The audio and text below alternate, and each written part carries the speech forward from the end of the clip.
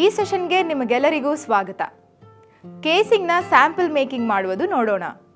ಈ ಸೆಷನ್ನ ಅಂತ್ಯದಲ್ಲಿ ನೀವು ಕಲಿಯಲಿದ್ದೀರಿ ಡ್ರಾ ಸ್ಟ್ರಿಂಗ್ನೊಂದಿಗೆ ಕೇಸಿಂಗ್ ಪ್ರಿಪೇರ್ ಮಾಡುವುದು, ಎಲಾಸ್ಟಿಕ್ನೊಂದಿಗೆ ಕೇಸಿಂಗ್ ಪ್ರಿಪೇರ್ ಮಾಡುವುದು, ಹೆಡ್ಡಿಂಗ್ ಮತ್ತು ಕೇಸಿಂಗ್ ಪ್ರಿಪೇರ್ ಮಾಡುವುದು. ಬೇಕಾಗುವ ಟೂಲ್ಸ್ ಮತ್ತು ಎಕ್ವಿಪ್ಮೆಂಟ್ಗಳು: ಲಾಕ್ ಸ್ಟಿಚ್ ಸೀವಿಂಗ್ ಮಷಿನ್ 1 ಸಂಖ್ಯೆ, ಐರನ್ ಬಾಕ್ಸ್ 1 ಸಂಖ್ಯೆ, ಹ್ಯಾಂಡ್ ನೀಡಲ್ 1 ಸಂಖ್ಯೆ, ಸಿಸರ್ಸ್ 1 ಸಂಖ್ಯೆ, dress maker spin 1 box, long cloth ಅಥವಾ ಪಾಪ್ಲಿನ್ 1 ಮೀಟರ್, ಸೂಯಿಂಗ್ ಥ್ರೆಡ್ 1 ಸಂಖ್ಯೆ. ಡ್ರಾ ಸ್ಟ್ರಿಂಗ್ನೊಂದಿಗೆ ಕೇಸಿಂಗ್ ಅನ್ನು ಪ್ರಿಪೇರ್ ಮಾಡುವುದು. ಡ್ರಾ ಸ್ಟ್ರಿಂಗ್ನೊಂದಿಗೆ ಕೇಸಿಂಗ್ ಅನ್ನು ಪ್ರಿಪೇರ್ ಮಾಡುವ ಹಂತವನ್ನು ಈ ಕೆಳಗೆ ನೀಡಲಾಗಿದೆ. ಫಿಟ್ಟಿಂಗ್ ಲೈನ್ ಅನ್ನು ಮಾರ್ಕ್ ಮಾಡುವುದು. ಡ್ರಾ ಸ್ಟ್ರಿಂಗ್ ಆಗಿ 2 ಹೋಲ್ಗಳನ್ನು ಮಾರ್ಕ್ ಮಾಡಿ ಕಟ್ ಮಾಡುವುದು.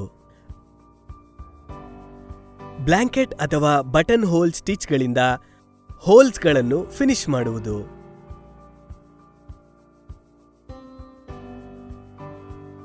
ರಾಂಗ್ ಸೈಡ್ ಅಂದರೆ ಫಸ್ಟ್ ಟರ್ನಿಂಗ್ಗೆ 1 ಸೆಂಟಿಮೀಟರ್ ಫೋಲ್ಡ್ ಮಾಡಿ.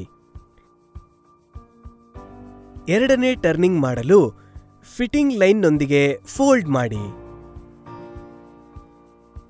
ಪಿನ್, ಟ್ಯಾಕ್ ಮತ್ತು ಪ್ರೆಸ್ ಮಾಡಿ. ಕೇಸಿಂಗ್ನ ಅಪ್ಪರ್ ಮತ್ತು ಲೋವರ್ ಎಡ್ಜ್ಗಳಲ್ಲಿ ಮಷಿನ್ ಸ್ಟಿಚಿಂಗ್ ಅನ್ನು ಮಾಡಿ. ಟ್ಯಾಕಿಂಗ್ ಅನ್ನು ತೆಗೆಯಿರಿ. 1 ಹೋಲ್ನ ಮೂಲಕ ಡ್ರಾ ಸ್ಟ್ರಿಂಗ್ ಅನ್ನು ಇನ್ಸರ್ಟ್ ಮಾಡಿ. ಕೇಸಿಂಗ್ನ ಮೂಲಕ ಅದನ್ನು ಪುಷ್ ಮಾಡಿ ಇನ್ನೊಂದು ಹೋಲ್ನ ಮೂಲಕ ಅದನ್ನು ಡ್ರಾ ಮಾಡಿ.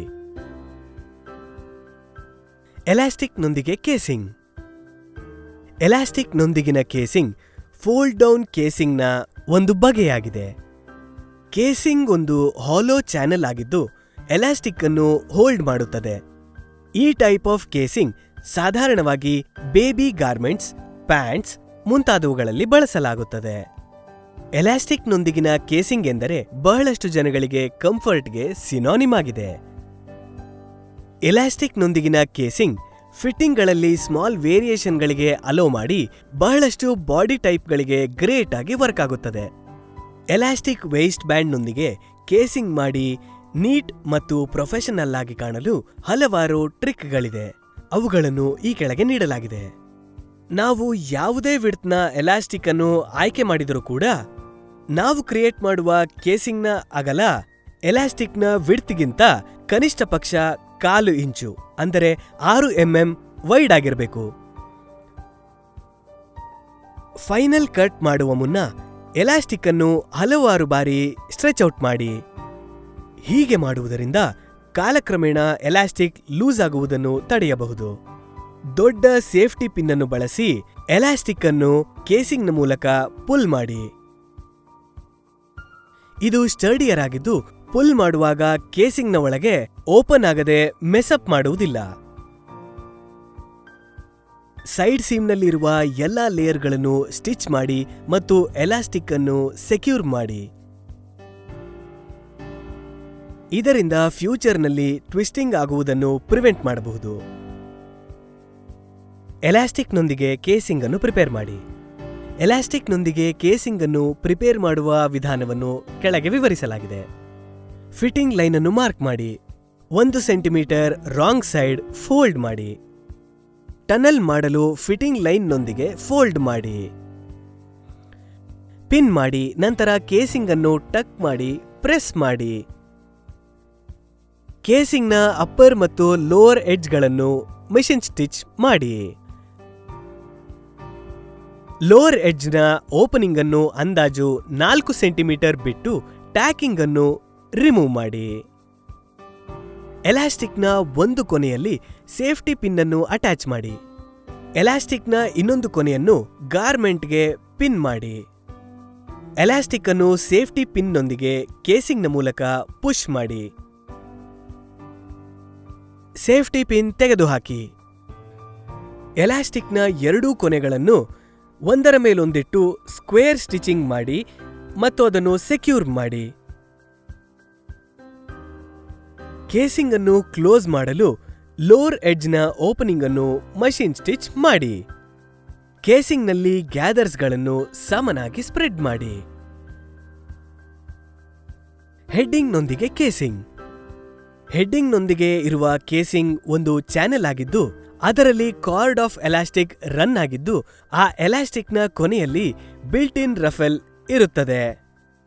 ಅವು ಸೂಪರ್ ಹ್ಯಾಂಡಿ ಆಗಿದ್ದು, ನೀವು ಅದನ್ನು ಯಾವುದೇ ಪ್ಯಾಟರ್ನ್ ಮ್ಯಾನಿಪ್ಯುಲೇಷನ್ ಮಾಡಿ ಅಳವಡಿಸಬಹುದು. ಫ್ರೀ ಎಡ್ಜ್ ಇರುವ ಎರಡೂ ಬಗೆಯ ಕೇಸಿಂಗ್ನಲ್ಲಿ ಹೆಡ್ಡಿಂಗ್ನೊಂದಿಗಿನ ಕೇಸಿಂಗ್ ಅನ್ನು ಅಳವಡಿಸಬಹುದು. ಇದನ್ನು ಟನಲ್ ಮಾಡಿದ ನಂತರ ಮಾಡಲಾಗುತ್ತದೆ. ನೀವು ಸೆಕೆಂಡ್ ರೋ ಸ್ಟಿಚಿಂಗ್ ಅನ್ನು ಕೇಸಿಂಗ್ನ ಡಿಸೈರ್ಡ್ ಡೆಪ್ತ್ನಲ್ಲಿ ಮಾಡಬಹುದು. ಕೇಸಿಂಗ್ ಡ್ರಾನ್ ಅಪ್ ಆದ ಮೇಲೆ ಆಟೋಮ್ಯಾಟಿಕಲಿ ಹೆಡ್ಡಿಂಗ್ ಗ್ಯಾದರ್ ಆಗುತ್ತದೆ. ಕೇಸಿಂಗ್ ಮತ್ತು ಹೆಡ್ಡಿಂಗ್ ಅನ್ನು ಪ್ರಿಪೇರ್ ಮಾಡುವುದು. ರಾಡ್ನ ಸುತ್ತಲೂ ಇರುವ ಕರ್ಟನ್ ಫ್ಯಾಬ್ರಿಕ್ ಸ್ಟ್ರಿಪ್ ಅನ್ನು ಲೂಸ್ಲಿ ಪಿನ್ನಿಂಗ್ ಮಾಡಿ ಕೇಸಿಂಗ್ ಡೆಪ್ತ್ ಅನ್ನು ಡಿಟರ್ಮೈನ್ ಮಾಡಿ. ರಾಡ್ ಅನ್ನು ರಿಮೂವ್ ಮಾಡಿ ಸ್ಟ್ರಿಪ್ನ ಟಾಪ್ನಿಂದ ಪಿನ್ವರೆಗೂ ಡಿಸ್ಟೆನ್ಸ್ ಅನ್ನು ಮೆಜರ್ ಮಾಡಿ. ಅರ್ಧ ಇಂಚು ಅಥವಾ 1.3 ಸೆಂಟಿಮೀಟರ್ ಆಡ್ ಮಾಡಿ ಮತ್ತು ಒಳಗಡೆಗೆ ತಳ್ಳಿಕೊಳ್ಳಿ. ಕರ್ಟನ್ ಪ್ಯಾನೆಲ್ನ ಅಪ್ಪರ್ ಕಟ್ ಎಡ್ಜ್ನಲ್ಲಿ ಅರ್ಧ ಇಂಚು ಅಂದರೆ 1.3 ಸೆಂಟಿಮೀಟರ್ ಪ್ರೆಸ್ ಮಾಡಿ. ಮೊದಲನೇ ಸ್ಟೆಪ್ಪಿನ ಮೆಜರ್ಮೆಂಟ್ಗೆ ಸಮನಾಗಿ ಮತ್ತೊಮ್ಮೆ ಫೋಲ್ಡ್ ಓವರ್ ಮಾಡಿ ಪ್ರೆಸ್ ಮಾಡಿ ಹೆಮ್ ಮಾಡಿ. ಕೇಸಿಂಗ್ ಅನ್ನು ಫಾರ್ಮ್ ಮಾಡಲು ಫೋಲ್ಡೆಡ್ ಹೆಮ್ ಎಡ್ಜ್ನ ಪಕ್ಕದಲ್ಲಿ ಸ್ಟಿಚ್ ಮಾಡಿ. ಎರಡೂ ಕಡೆ ಬ್ಯಾಕ್ ಸ್ಟಿಚಿಂಗ್ ಮಾಡಿ. ಅವಶ್ಯಕತೆ ಇದ್ದಲ್ಲಿ ಅಪ್ಪರ್ ಎಡ್ಜ್ನ ಪಕ್ಕದಲ್ಲೇ ಮತ್ತೊಮ್ಮೆ ಸ್ಟಿಚ್ ಮಾಡಿ. ಆಗ ಶಾರ್ಪ್ ಕ್ರೀಸ್ ಕ್ರಿಯೇಟ್ ಆಗುತ್ತದೆ. ಇದು ಫ್ಲಾಟ್ ಅಥವಾ ಓವಲ್ ಕರ್ಟನ್ ರಾಡ್ಗಳಿಗೆ ಸರಿ ಹೊಂದುತ್ತದೆ. ಹೆಡ್ಡಿಂಗ್ನೊಂದಿಗೆ ಕೇಸಿಂಗ್ ಅನ್ನು ಸೂ ಮಾಡುವುದು ಹೇಗೆ? ಸ್ಟೆಪ್ 1 ನಲ್ಲಿ ತೋರಿಸಿದ ಹಾಗೆ ಕೇಸಿಂಗ್ನ ಡೆಪ್ತ್ ಅನ್ನು ಡಿಟರ್ಮೈನ್ ಮಾಡಿ. ಹೆಡ್ಡಿಂಗ್ನ ಡೆಪ್ತ್ ಅನ್ನು ಡಿಟರ್ಮೈನ್ ಮಾಡಿ.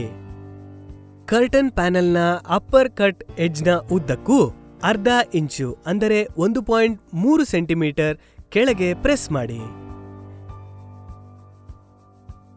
ಕೇಸಿಂಗ್ ಪ್ಲಸ್ ಹೆಡ್ಡಿಂಗ್ ಡೆಪ್ತ್ಗೆ ಸಮನಾಗಿ ಹೆಮ್ ಫಾರ್ಮ್ ಆಗಲು ಮತ್ತೊಮ್ಮೆ ಫೋಲ್ಡ್ ಮತ್ತು ಪ್ರೆಸ್ ಮಾಡಿ. ಫೋಲ್ಡೆಡ್ ಎಡ್ಜ್ನ ಪಕ್ಕದಲ್ಲೇ ಸ್ಟಿಚ್ ಮಾಡಿ ಎರಡೂ ಕೊನೆಗಳಲ್ಲಿ ಬ್ಯಾಕ್ ಸ್ಟಿಚಿಂಗ್ ಮಾಡಿ. ಪ್ಯಾನೆಲ್ನ ಪ್ರತಿ ಕೊನೆಯಲ್ಲೂ ಪಿನ್ನೊಂದಿಗೆ ಹೆಡ್ಡಿಂಗ್ ಡೆಪ್ತ್ ಅನ್ನು ಮಾರ್ಕ್ ಮಾಡಿ. ಮಾರ್ಕ್ ಮಾಡಿದ ಡೆಪ್ತ್ನಲ್ಲಿ ಮತ್ತೊಮ್ಮೆ ಸ್ಟಿಚ್ ಮಾಡಿ. ಸ್ಟ್ರೈಟ್ ಸ್ಟಿಚಿಂಗ್ ಅನ್ನು ಏಡ್ ಮಾಡಲು ಹೆಡ್ಡಿಂಗ್ ಡೆಪ್ತ್ನ ಬಳಿ ಮಷಿನ್ ಬೆಡ್ ಮೇಲೆ ಮಾಸ್ಕಿಂಗ್ ಟೇಪ್ ಸ್ಟ್ರಿಪ್ ಅನ್ನು ಅಳವಡಿಸಿ ಅಥವಾ ಸೀಮ್ ಗೈಡ್ ಅನ್ನು ಬಳಸಿ. ಕೇಸಿಂಗ್ನ ಮೂಲಕ ರಾಡ್ ಅನ್ನು ಇನ್ಸರ್ಟ್ ಮಾಡಿ ಕರ್ಟನ್ ಅನ್ನು ಈವನ್ ಆಗಿ ರಾಡ್ ಮೇಲೆ ಗ್ಯಾದರ್ ಮಾಡಿ. ಫೋಲ್ಡೆಡ್ ಎಡ್ಜ್ ಅನ್ನು ಪುಲ್ಲಿಂಗ್ ಅಪ್ ಮಾಡಿ ಹೆಡ್ಡಿಂಗ್ ಅನ್ನು ಅಡ್ಜಸ್ಟ್ ಮಾಡಿ. ಆಗ ಸೀಮ್ ರಾಡ್ನ ಲೋವರ್ ಎಡ್ಜ್ನಲ್ಲಿ ಸರಿಯಾಗಿ ಕೂರುತ್ತದೆ. Outside applied casing.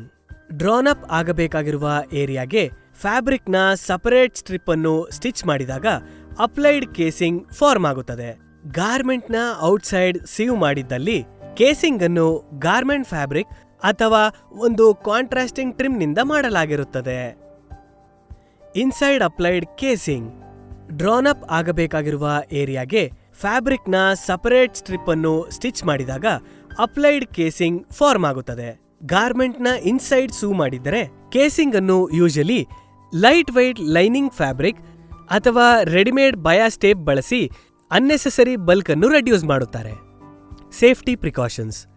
ಕೇಸಿಂಗ್ ಮಾಡುವಾಗ ಈ ಕೆಳಕಂಡ ಪಾಯಿಂಟ್ಗಳನ್ನು ಗಮನದಲ್ಲಿಟ್ಟುಕೊಳ್ಳುವುದು ಒಳ್ಳೆಯದು.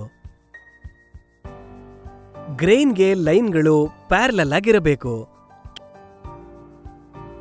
ಕೇಸಿಂಗ್ನ ಒಳಗಡೆಗೆ ಎಲಾಸ್ಟಿಕ್ ಟ್ವಿಸ್ಟ್ ಆಗದೇ ಇರಬಹುದು. ಬ್ಯಾಕ್ ಅಥವಾ ಸೆಕ್ಯೂರ್ ಸ್ಟಿಚ್ ಅನ್ನು ಬಳಸಿ ಓಪನ್ ಎಂಡ್ಗಳನ್ನು ಸೆಕ್ಯೂರ್ ಮಾಡಬೇಕು. ಫಿನಿಶಿಂಗ್ ಮಾಡುವ ಮುಂಚೆ ಯಾವಾಗಲೂ ಟ್ಯಾಕಿಂಗ್ ಅನ್ನು ರಿಮೂವ್ ಮಾಡಬೇಕು. ರೀಕ್ಯಾಪ್. ಈ ಸೆಷನ್ನಲ್ಲಿ ನಾವು ಕಲಿತಿದ್ದು ಡ್ರಾಸ್ಟ್ರಿಂಗ್ನೊಂದಿಗೆ ಕೇಸಿಂಗ್ ಪ್ರಿಪೇರ್ ಮಾಡುವುದು, ಎಲಾಸ್ಟಿಕ್ನೊಂದಿಗೆ ಕೇಸಿಂಗ್ ಪ್ರಿಪೇರ್ ಮಾಡುವುದು, ಹೆಡ್ಡಿಂಗ್ ಮತ್ತು ಕೇಸಿಂಗ್ ಪ್ರಿಪೇರ್ ಮಾಡುವುದು. ಈ ಸೆಷನ್ನ ಎಲ್ಲ ಕಾನ್ಸೆಪ್ಟ್ಸ್ಗಳು ನಿಮಗೆ ಅರ್ಥವಾಗಿದೆ ಎಂದು ಭಾವಿಸುತ್ತಿದ್ದೇವೆ. ಹೊಸ ಕಾನ್ಸೆಪ್ಟ್ನೊಂದಿಗೆ ಮುಂದಿನ ಸೆಷನ್ನಲ್ಲಿ ಮತ್ತೆ ಭೇಟಿಯಾಗೋಣ. ಧನ್ಯವಾದ.